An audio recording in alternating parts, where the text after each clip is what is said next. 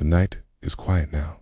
The torches have gone out, and the only sound you hear is the distant wind brushing against the stone walls of forgotten ruins. There is something about medieval Europe that lingers not just in history books, not just in ruins or castles, but in the space between what we know and what we cannot explain. This was a time when the line between myth and truth was thin, when records were written in candlelight. Stories were passed not just by scribes, but by whispers around fire pits. In this world of flickering shadows and sacred silence, some stories were recorded, but never resolved. Some mysteries refused to fade. They were buried, yes, but never explained. Tonight, we journey into 3 such enigmas. 3 stories from the medieval world, each rooted in real historical accounts, each wrapped in the silence of the unknown.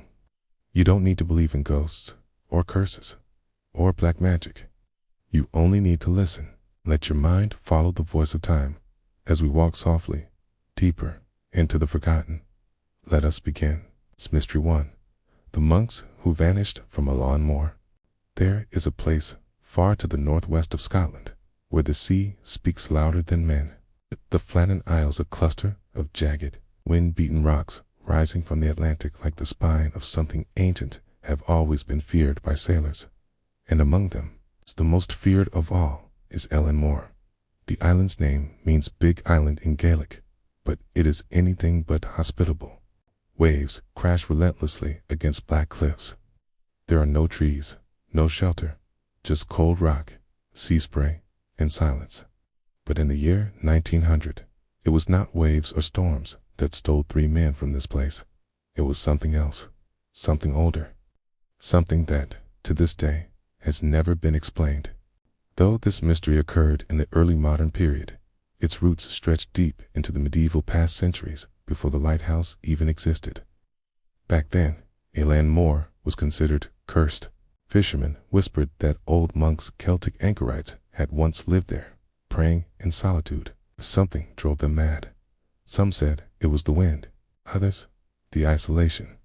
A few claimed it was voices from beneath the island. After they vanished, it was said the rocks refused to hold life. Even birds avoided nesting there. But in 1899, a lighthouse was built atop Eilean Mor, towering, white, and stubborn against the elements. It was man's declaration of order over wildness. 3 lighthouse keepers, James Duquette, Thomas Marshall, and Donald MacArthur, were stationed there. Men of discipline, men of duty. And then they were gone. On December 26, 1900, a ship called the Hesperus arrived to deliver supplies. But what they found chilled every soul on board. The lighthouse was dark. The gate was locked. The clocks inside had stopped, and all 3 men were missing. No signs of struggle, no blood, no bodies, just silence. A side dinner was still laid out, chairs pushed back as if someone stood up mid-meal, and never came back. A logbook remained. And that's where the real mystery begins. According to entries dated just days earlier, the men had seen strange, unnatural storms surrounding the island. Marshall, the second assistant, had apparently wept despite being known for his steel temperament. MacArthur, the youngest, had been unusually quiet. The final entry, written on December 15th, read simply, "Storm ended. Sea calm. God is over all." But there was no storm recorded in nearby areas. In fact, the weather had been clear. Investigations followed.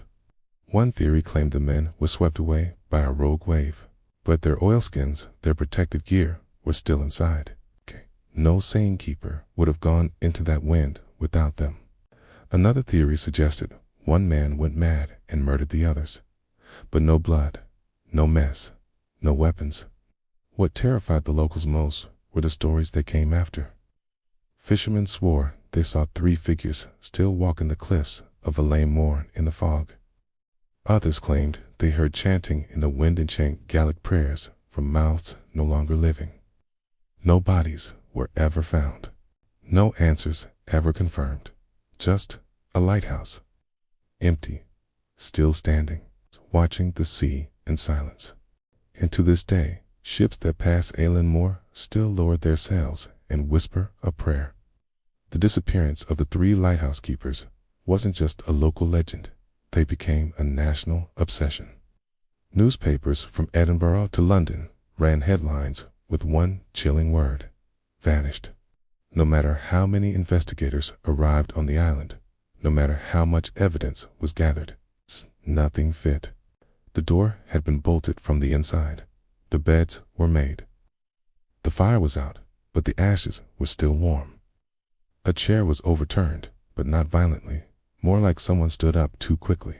But that logbook, that weather report, was impossible. December 12th. Severe winds, worse than anything I've seen. December 13th. Ducat is quiet. Marshall is weeping. Strange signs in the sky.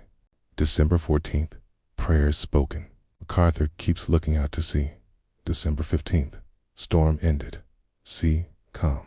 God is over all. And then, nothing.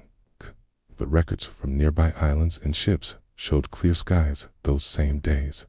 So what storm did they witness? And what were the signs in the sky? One keeper crying, another praying. One standing, staring into the sea, as if waiting for something. It was as if they had become aware of something unseen, something that doesn't just terrify, but humbles a person. Some suggested a psychological breakdown brought on by isolation. But these were trained men. All 3 had served in remote posts before, and never had any shown mental fragility. The locals, however, weren't surprised. To them, the island had always been cursed. Centuries before, during the medieval period, Eilean Mor was used by hermit monks, surly Celtic Christians, known as cultists. They believed in silence, self-denial, and solitude, living alone on sea-swept rocks to find purity in suffering. But the monks of Eilean Mor vanished too. According to a 14th century Gaelic manuscript housed in the Aberdeen archives, a scribe wrote of a holy isle where none returneth, save winds and echoes. It was believed the island had a thin place, a spot where the boundary between this world and another was fragile. Not heaven, not hell, something else. Perhaps the lighthouse men touched it. Some researchers have speculated about infrasound, low-frequency vibrations produced by wind funneling through rock formations.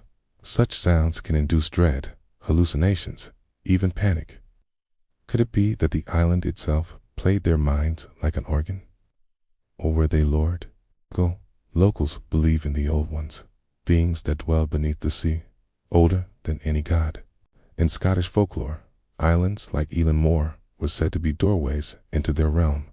Sometimes they opened, sometimes they called. Then there's the strange tale of the 4th man.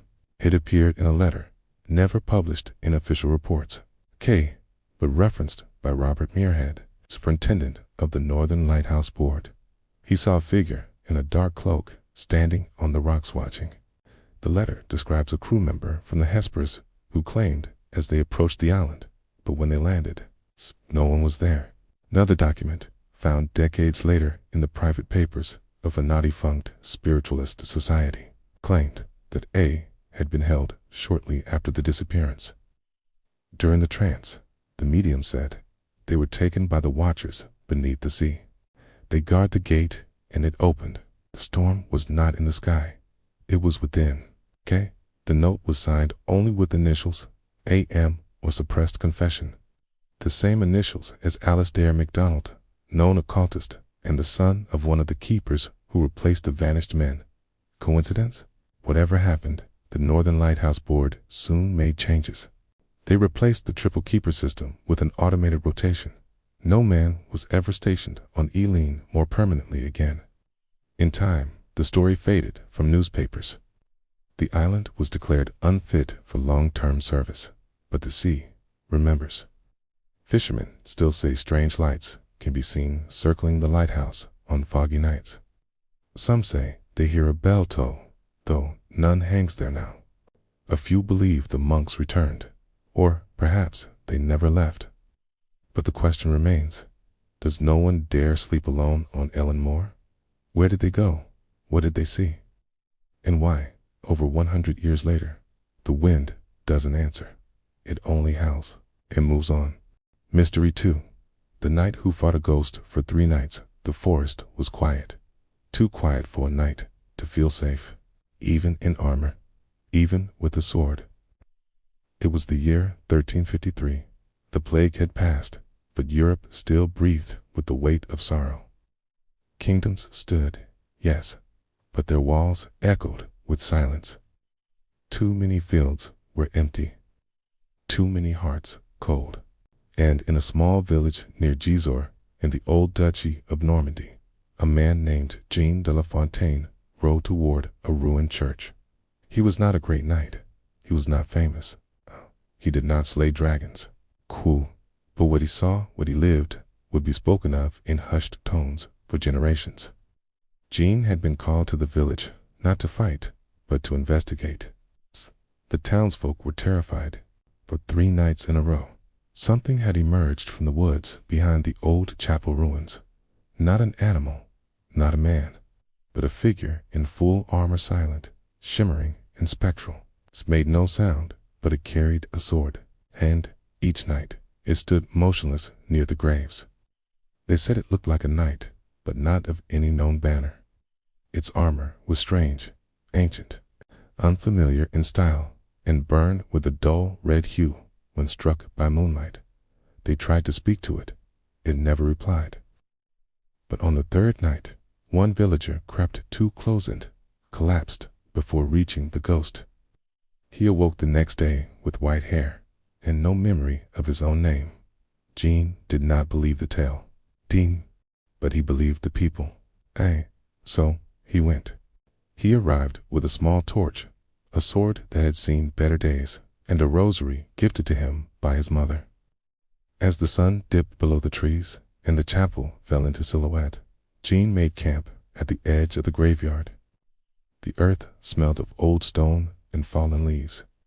The ruins loomed, arches broken, pews splintered, a statue of the Virgin Mary missing its face. The villagers would not go near the place. They watched from their cottages, candles flickering behind shuttered windows. And then it came. As the bell tower shadow stretched long across the grass, the figure appeared. A knight, fully armored, face hidden behind a visor. No horse, no breath, no steps. It stood perfectly stilled, just outside the chapel door. Jean called out. Nothing. He raised his sword. Still nothing. He approached, carefully, heartbeat steady. And when he was within 10 feet, the ghost moved. Without a sound, the armored knight raised its own blade and pointed it at Jean. The duel had begun. Jean wrote of the encounter in a letter preserved by the monastery of St. Pierre-sur-Dive. Haid described the sensation not of fear, but of cold clarity. I knew not if I fought a man or a demon or something else, but I knew I must not step back. They clashed not in a flurry, but in a dance. Slow, deliberate strikes. Steel met steel, but no sparks flew. Jean said it was like hitting glass underwater. The ghost never spoke, never bled, but it moved with the grace of a knight long trained in the art of death. After what felt like an hour, the specter lowered its sword and vanished into the ruins. Jean collapsed, breathless, trembling, unhurt. The next morning he returned to the village. They saw the exhaustion in his face. They knew the ghost had returned. But Jean was not done. He returned the next night. And once again, the night appeared. The same duel, the same silence. But this time, Jean noticed something. The ghost was slowing down. Its movements were heavy. Its blade, once sharp, seemed to falter. And when Jean whispered a prayer beneath his breath, he saw the specter stagger. Not retreat, not attack, just hesitate. The 3rd night came. Jean rode not with courage, but with sadness. He no longer believed this was an evil thing. It was not hunting. It was not harming. It was waiting. That final duel was short. The ghost appeared. Jean drew his sword, but held it low. And he said, "Only this. You do not belong here. Your battle is done." For the first time, the ghost knight raised his visor. Jean described what he saw as a face like dried parchment stretched over bone, and yet eyes that wept.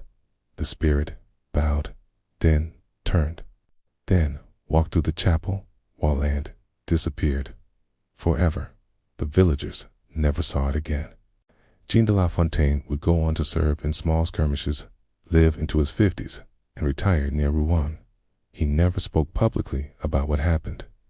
But his letter, archived by monks, ends with this final line: "There are some warriors who die, and yet still await the sound of steel to tell them they are free."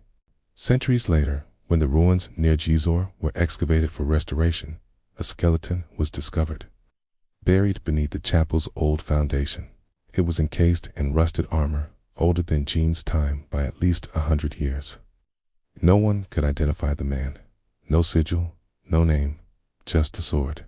Still sharp. Still waiting. Mystery 3. The cursed grave of Peter Niers. He was a shadow in the woods, a whisper behind locked doors.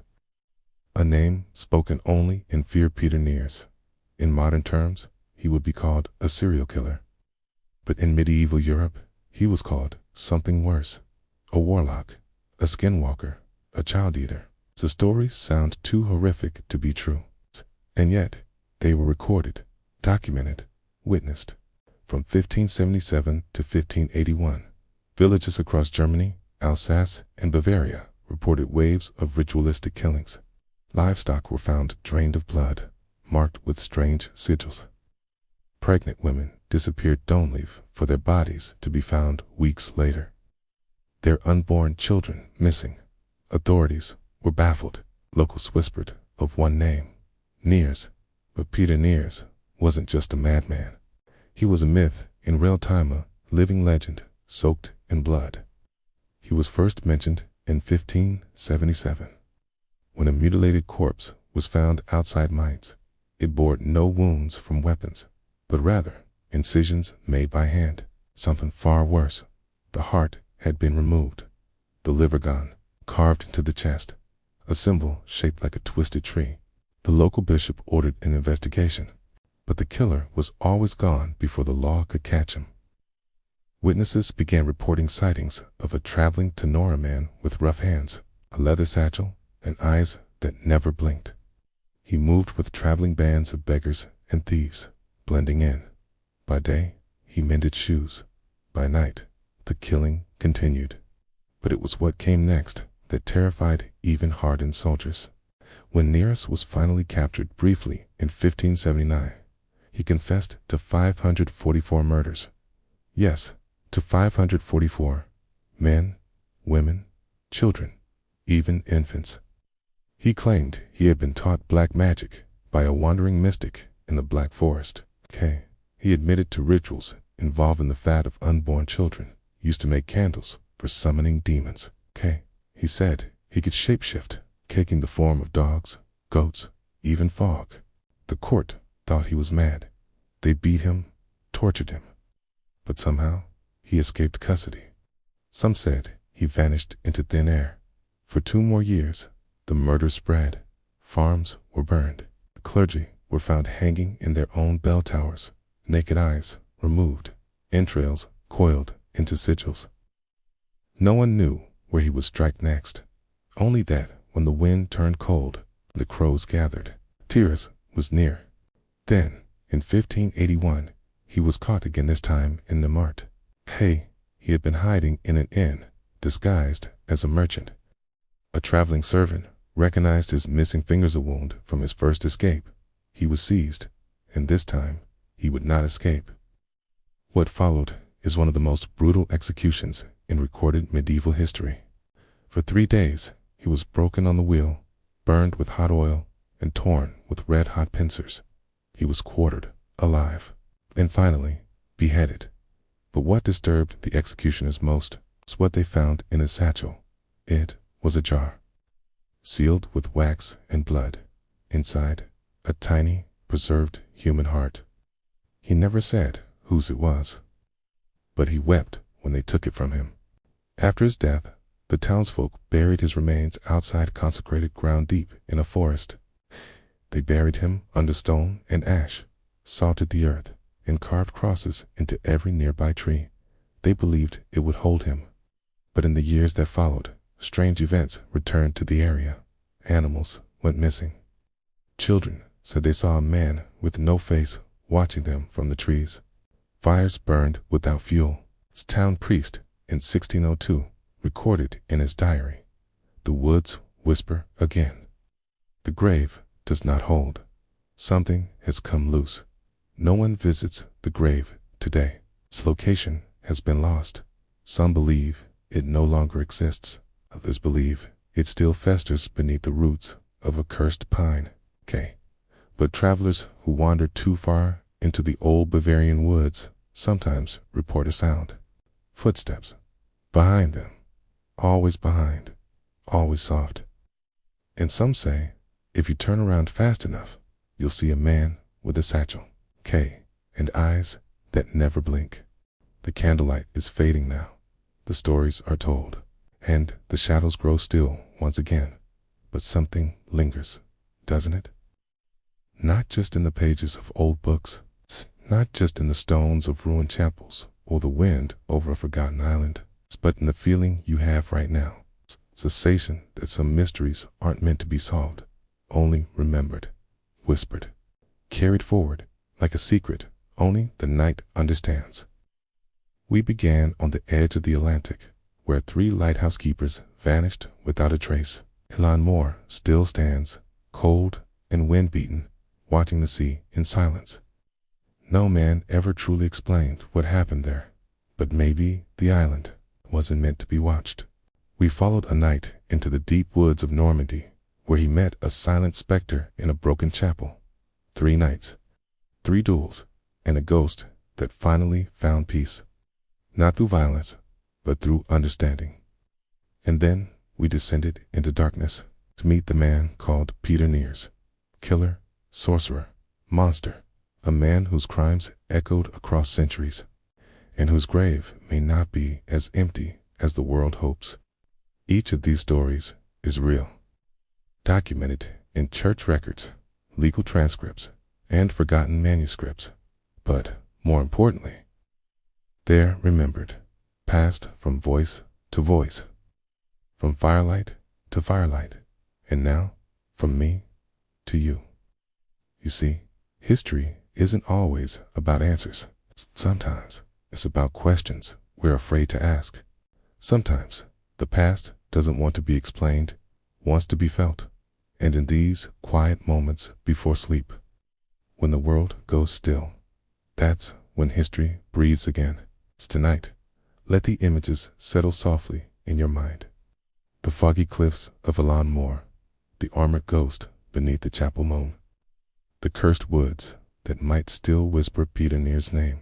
Think far away now. But they were real. They were part of us, just as you are now part of them. Thank you for walking these paths with me. Thank you for listening so gently, so patiently, and thank you for remembering what most have chosen to forget. Now rest. Close your eyes. Let the mysteries keep watch for you tonight. Until next time, sleep well. Can never stop discovering.